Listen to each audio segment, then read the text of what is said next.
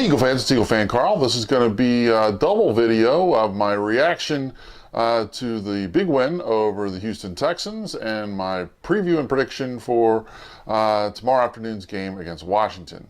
Obviously, huge win. I can't say enough about how I think this team has really responded down the stretch.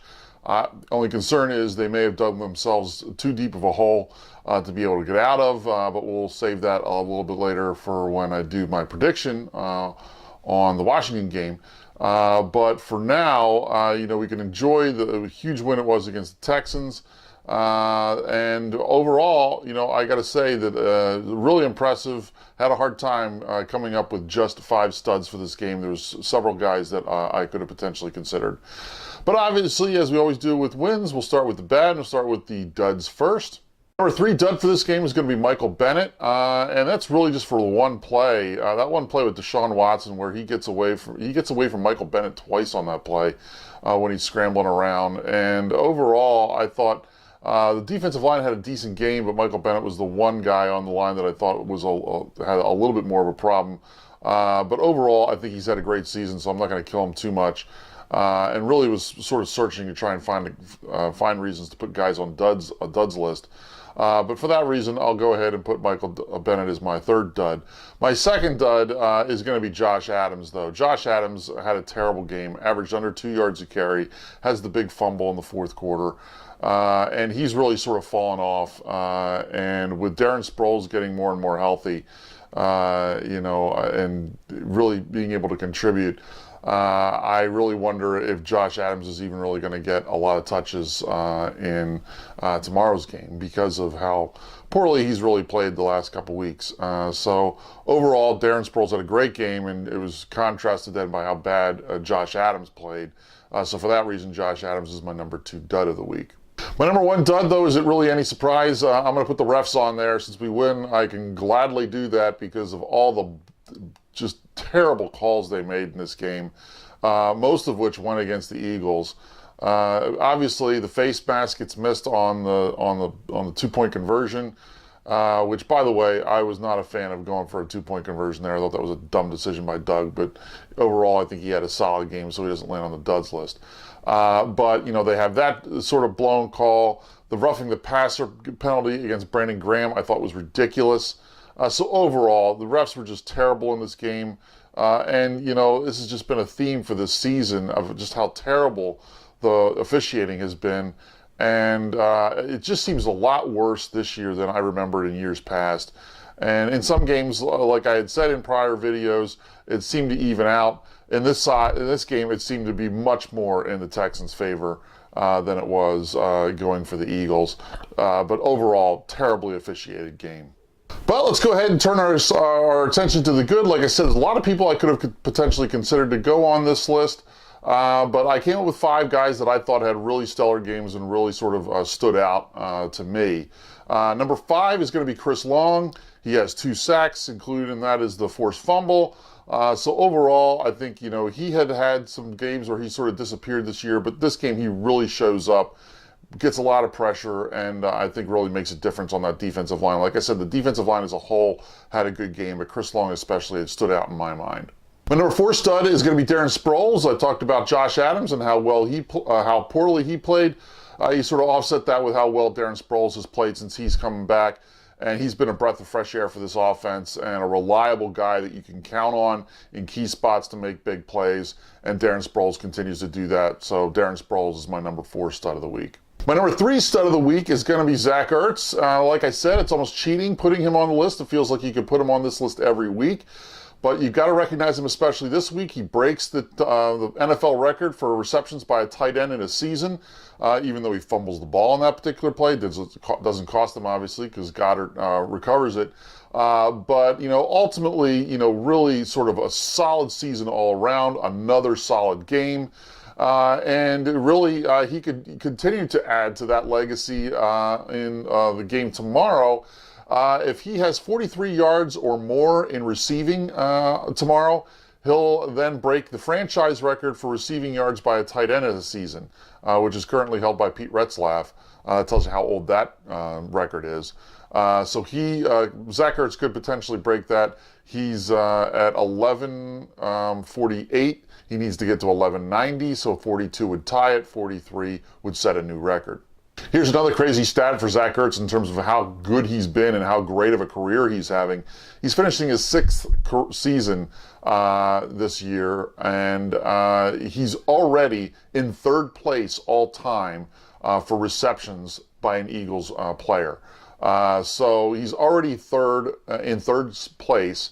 He's only 18 away from 2nd place. So he'll easily pass that probably in the early part of next year. So he just continues to have insane stats with how well he has played, and that is now really starting to show as far as career numbers.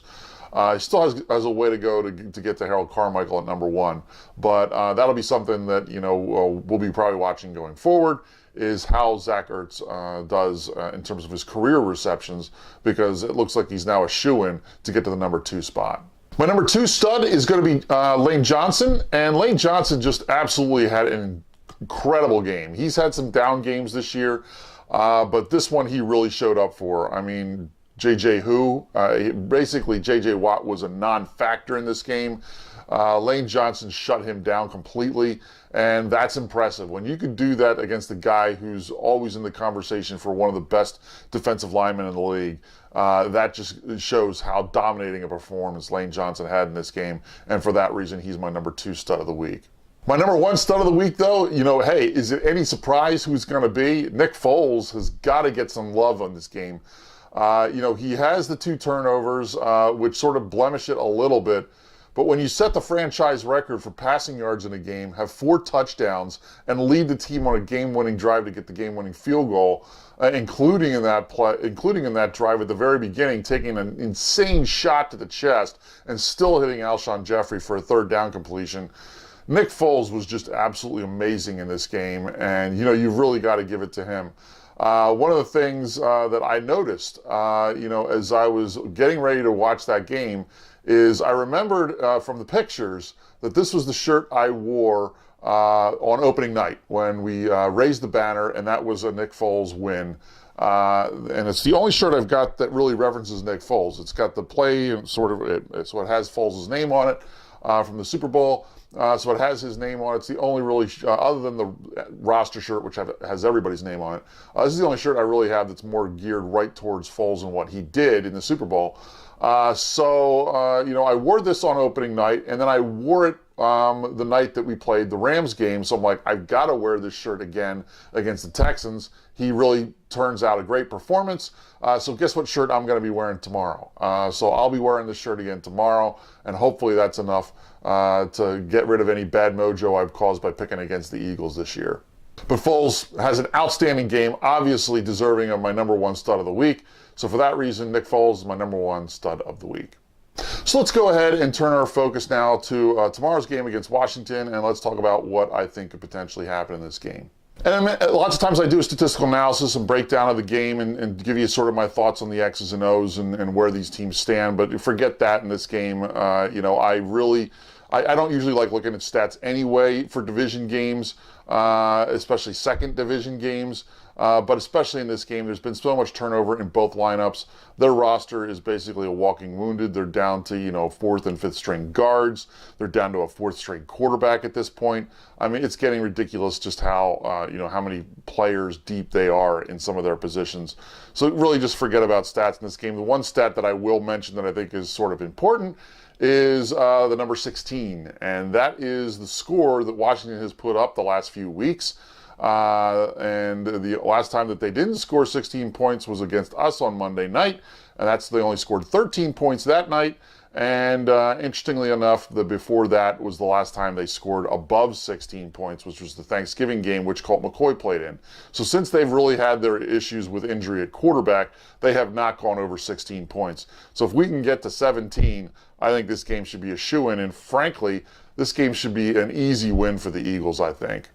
I don't see any reason why we should lose this game except for potentially overconfidence. Washington certainly has something to play for, so to speak, in the sense that they could ruin our season. But I think if we get out to an early lead on this team, they could end up in a situation where they just sort of quit. So it's been a ridiculous sort of year for them. They started out really strong, but they've just sort of fallen apart here at the end. I remember thinking early in the season when they were running real well, thinking I'm glad we're playing them at the end of the year because they were using Alex Smith and Adrian Peterson so much. I'm like, those guys are bound to break down. That obviously is what happened with Alex Smith, and Adrian Peterson has not been near as effective towards the back end of the season. So I really think that this is a team that if you jump on them, get an early lead, they could quit, and it could become a pretty easy win for us. The other thing that you should point out in this game, Washington always prided itself before this season in the fact that how long their waiting list was for season tickets. Well, that got shown to be a fraud early in the year where they had a lot of extra seats that hadn't sold. I live in the D.C. market, and seeing, I've seen ads on TV of, buying tickets to go to the game. So they're available, which tells me that there's probably going to be a lot of Eagles fans that are going to make the trip down. It's not that far to go down and root your team on. I would expect a large percentage of fans in the stadium are going to be Eagles fans. So it's going to probably almost feel like a home game for the Eagles. So that's just one more reason why I think that this could really be, a game that could get out of hand in favor of the Eagles. And then, of course, the other thing is, if we don't beat this team, we don't make the playoffs. Well, if we don't beat this team, we don't deserve to make the playoffs. So for that reason, I got to say that I think that the Eagles will rise to the occasion. They've really shown over the last few weeks that they can really get the job done when they really need to. And the way the team is playing right now, I don't see any reason why we lose this game. So for that reason, I am going to pick the Eagles to win this game. I said 16 was the mark, so I'm going to put Washington's score actually at the 13, which is what we held them to before. I think we'll score probably around 34, so that's going to be my score. Eagles 34, Washington 13. And I even think that could be a situation where maybe they get a late score or two to make it a little more, make it look not quite as bad as what it could be. I think the Eagles, like I said, could really run away with this thing. The other question then is, well, what about the other game we need, which is Bears-Vikings? And the concern I have with that is some of the comments Matt Nagy has made this week, where he basically said that he's going to be smart about using his players, which tells me that if the Rams get out to a big lead against the 49ers, he might be sitting guys in the second half. So you've got to really root for not just the Bears, we've got to really root for the 49ers to at least keep it close against the Rams so the Bears think they have something to play for. And if that's the case, then I think the Bears have a decent chance of winning. Kirk Cousins has typically not played well in games that really matter at the end of the season. And all in all, I really think that could be in our favor. But I really have concerns of just how much the Bears are going to be playing in the second half. I think it's entirely possible that they might start pulling guys if they see they don't have a chance at the number 2 seed. And I think that's sort of what happens in this thing. For that reason, I think, unfortunately, it's not going to be quite enough, and the Vikings are going to win this game. I'll go and throw a prediction for a score out on that one, too, and say Vikings 23, Bears 16. And all in all, I think that if the Eagles don't make the playoffs this year, they're only going to have themselves to blame. You look at the Carolina game and the Tennessee game, and those are two games that obviously we had in hand with 2 touchdown leads in the fourth quarter. You blow those games, and that's going to come back to bite you, and I think that's unfortunately what's going to happen. That said, I think we could really feel good about the way this team is finishing the season. Hopefully I'm wrong on that second prediction, and we're talking about a playoff game next week. But right now, that's sort of where I think things are. Leave your comment below. Let me know what you think. Were there any studs and duds that I missed in the the reaction video? What's your prediction for the score for the Eagles Washington game, and what's your prediction for the score for the Vikings Bears game? Leave those in the comments below. Obviously, check in, let you know what I think afterwards. Until then, fly Eagles fly.